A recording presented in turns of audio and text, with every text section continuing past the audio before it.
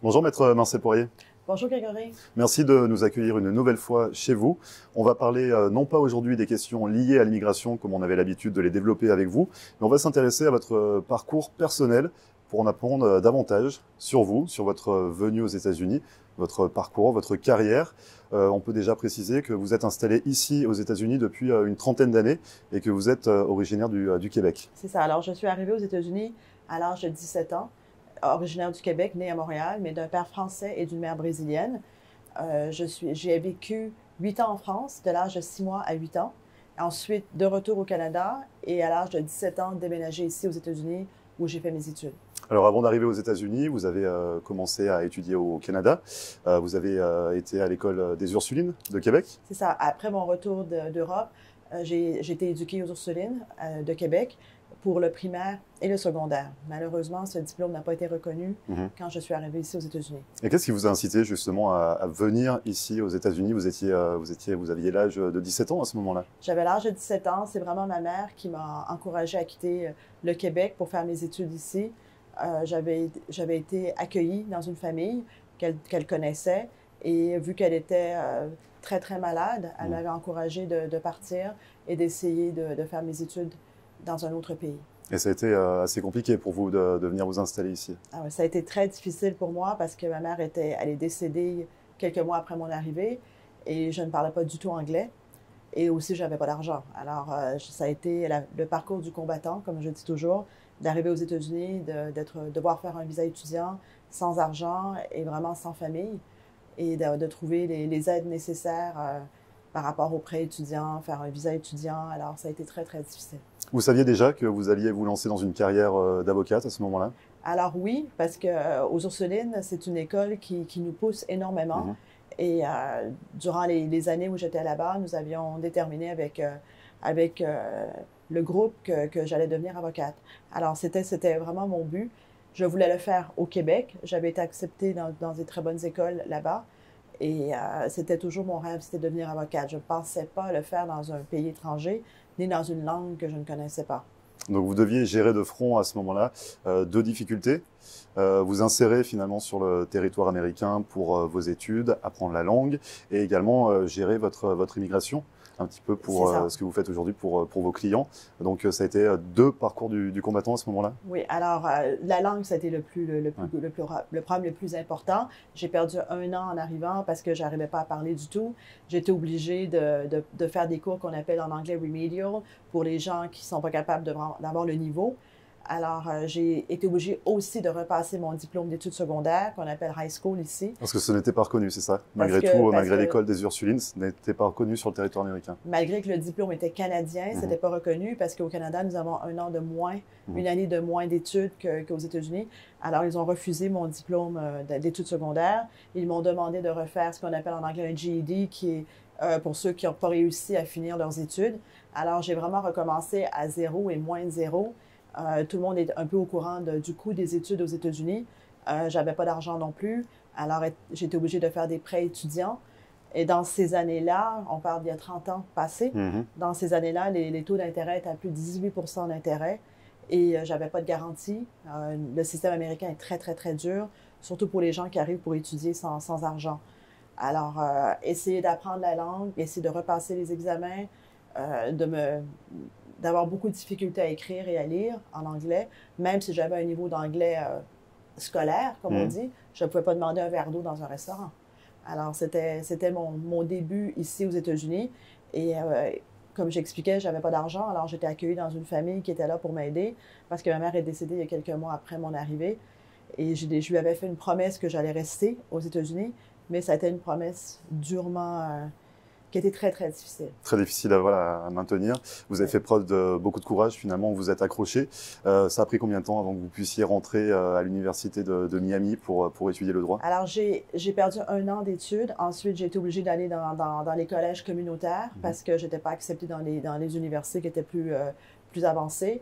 Après 2 ans dans un des collèges communautaires ici à Broward, pas très loin de ma maison, j'ai été acceptée à FIU, où là, j'ai fait un cours, j'ai obtenu mon bachelor degree en sciences politiques. Alors, j'ai été capable d'aller dans une université avant d'aller à l'université de Miami. Et c'est là que j'ai gradué. J'ai quand même été capable de graduer première de classe après tous ces obstacles en sciences politiques de FIU. Et j'ai été admise à l'Université de Miami où j'ai fait mon cours de droit. J'ai obtenu mon doctorat en 1995. Donc en 95, vous êtes diplômé. Après 7 années d'études, on peut le préciser, vous avez tous vos diplômes américains. Vous avez vraiment formé au droit ici sur le territoire américain. Oui, contrairement à certains autres avocats qui sont ici dans la communauté, j'ai fait toutes mes études aux États-Unis. Alors j'ai fait vraiment le collège, j'ai fait au complet, l'université au complet, ici à Miami, et ensuite j'ai fait mon cours de droit à l'Université de Miami. Alors, j'ai fait toutes mes études, même à retourner au diplôme d'études secondaires aux États-Unis, complètement américain. Donc, beaucoup de difficultés, c'est ça? Enfin, c'est un parcours différent d'autres personnes qui s'installent ici et qui exercent également le droit. Il y a eu d'autres obstacles à franchir avant de pouvoir être véritablement diplômé?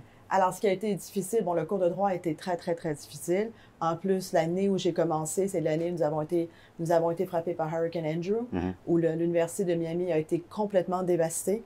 Nous avons perdu énormément de semaines. Alors, ça a été encore plus difficile pour nous de rattraper. La première année de droit, c'est toujours l'année la plus difficile. Alors ça a été un autre obstacle que j'ai dû affronter. Et aussi des études à, comme je vous expliquais, à 18 % d'intérêt, à 200-250 000 $. Alors, gradué en 95 avec un prêt étudiant assez important. Le visa étudiant a aussi été difficile d'obtention. Alors, j'ai commencé, si vous voulez, ma carrière avec beaucoup sur mes épaules pour avancer en 95. Alors, j'ai gradué en 95, mais je ne me suis pas tout de suite lancée dans l'immigration. Il y a eu, vous avez ouvert votre cabinet en 98, on va y revenir dans un instant.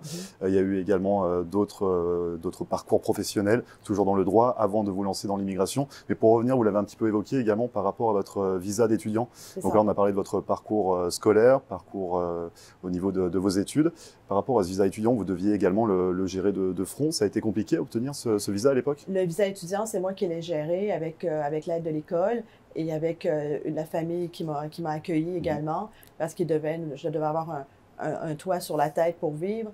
Et avec tous les prêts étudiants et tout ça, ça a été très, très compliqué à gérer. Mais j'ai réussi à avoir mon prêt étudiant qui m'a tenu durant la période de mes études.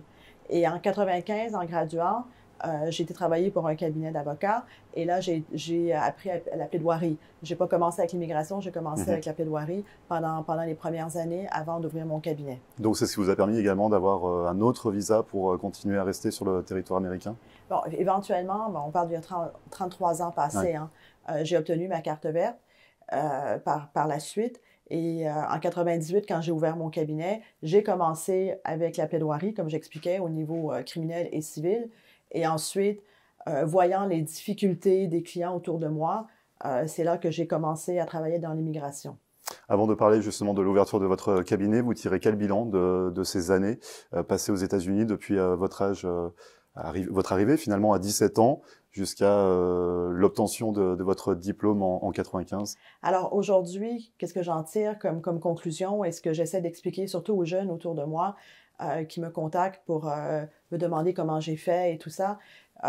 Les États-Unis, c'est un pays d'opportunités et j'en suis la preuve parce que je suis arrivée vraiment sans argent, sans visa et j'ai décidé de faire un cours de droit qui était extrêmement difficile et j'ai été capable de le faire sans famille, sans support autour de moi. Alors pour moi, c'est que si vous avez la volonté d'y arriver, c'est un pays qui va vous donner le chemin pour y arriver, mais il faut se battre, il faut être prêt à travailler très très fort, il faut aussi être tenace, parce que c'est vrai que les États-Unis, c'est pas facile, mais si vous voulez y arriver, vous pouvez y arriver. Alors quand j'entends les jeunes me dire « oui, mais j'ai pas des parents qui vont payer mes études, j'ai pas ci, j'ai pas ça », je me dis « c'est pas vrai, vous pouvez toujours y arriver. Quand vous avez un but dans la vie, on peut y arriver. » J'en suis la preuve. Alors, arriver avec, comme j'expliquais, avec rien. Et j'étais pas à zéro, j'étais à moins 250 000 $, plus 18 % d'intérêt. Alors, je crois que je suis un exemple pour tout le monde qui veut réussir et qui veut atteindre ce rêve américain parce que c'est possible de l'atteindre, même si c'est difficile. Cette partie de ma vie a été très dure, mais ce qui a fait de moi quelqu'un de plus fort et quelqu'un qui motive beaucoup, beaucoup les gens, beaucoup les clients, et à trouver des solutions. Justement, aujourd'hui, vous pouvez vous servir de votre propre expérience personnelle, voilà, pour conseiller vos clients et les amener également à vivre leur rêve américain. C'était le vôtre, justement. Vous le vivez pleinement, votre rêve américain? Aujourd'hui, oui. Je veux dire, ça a été un rêve pour moi de devenir indépendante et à tous les niveaux, de travailler à mon compte, d'être indépendante financièrement. Ça a toujours été mon rêve à moi, américain. Alors, ce que j'ai atteint, et aujourd'hui, mon rêve, c'est que ma fille me suive derrière et qu'elle aussi devienne avocate et j'espère que je vais la former. Mon rêve à moi a été atteint, je pense, et aujourd'hui, c'est mon travail de faire réussir les autres. J'ai une de mes clientes qui m'appelle la fée, que je suis sa fée. Alors, c'est un petit peu ça que j'essaie de donner à mes clients et de leur dire, vous avez plus que moi quand vous êtes arrivés. J'ai des clients qui ont quand même un peu d'argent, qui ont une éducation. Alors, je dis, vous avez beaucoup plus que moi. Alors, si vous voulez y arriver, vous pouvez y arriver. Beaucoup sont découragés. J'ai des amis autour de moi, j'ai des clients autour de moi qui se découragent facilement. Alors, j'essaie d'utiliser mon parcours pour donner beaucoup de motivation et aussi trouver des solutions. Parce que vu que j'ai été obligée de le faire pour moi-même et j'ai vécu des expériences difficiles avec des avocats d'immigration qui m'ont coûté beaucoup d'argent et j'ai pas très bien réussi avec ces avocats. Alors, j'essaie de pas refaire les mêmes erreurs. Et la bonne fée, en tout cas, elle exerce depuis 98. Oui. Aujourd'hui, vous l'avez précisé tout à l'heure, avant de vous lancer dans l'immigration, vous avez débuté en plaidant devant 3 juridictions. C'est ça. Alors, j'ai plaidé à la Cour d'État fédérale et à Cour d'appel. Et j'ai travaillé dans le civil et dans le criminel.